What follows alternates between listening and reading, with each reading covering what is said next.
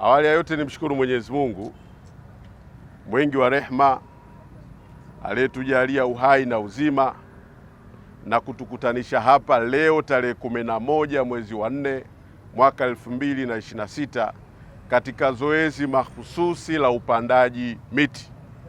Zoezi hili mahususi kwa ajili ya kupanda miti kwenye barabara zetu, kando kando ya barabara zetu ambazo watatuongoza wenzetu wa TANROADS, ndio maana wapo hapa, na wenzetu wa TARURA.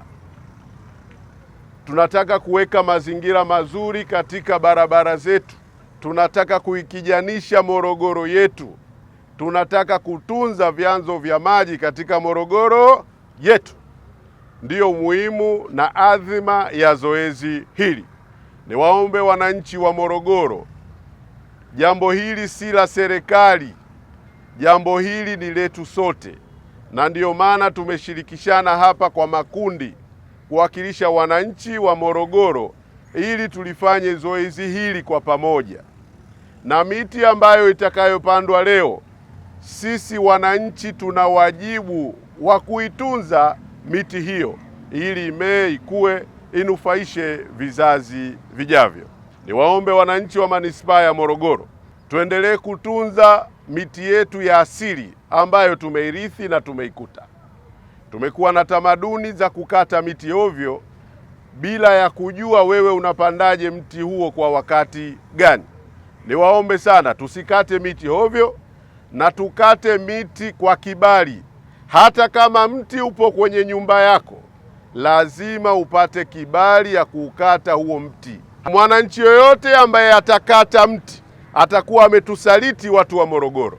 Miti tutakayoikata inabidi tukubaliane sisi wenyewe kwamba hii tuiondoe kwa sababu kadhaa. Na ndiyo maana kabla ya zoezi hili leo kwenda kulianza, tulikaa vikao vya ndani kuratibu jambo hili kama maelekezo ya mwenyekiti wa CCM alivyozungumza. Miti hii tutakavyoipanda haitotolewa tena.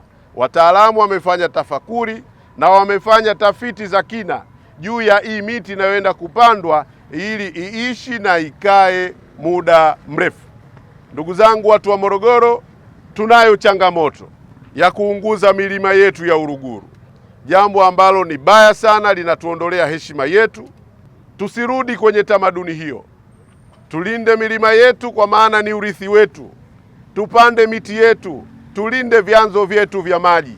Tusifanye shughuli za kibinadamu kwenye milima yetu, kwenye vyanzo vyetu vya maji, kwa maana ya ukame unapofika unatufika wote watu wa Morogoro, na Morogoro ndiyo vyanzo vingi vya maji vinaanzia na vinapelekea kadhia kubwa Pwani na Dar es Salaam na hatimaye taifa kubwa kuangamia. Kwa hiyo niwaombe sana watu wa Morogoro, tusifanye shughuli za kibinadamu kwenye vyanzo vya maji.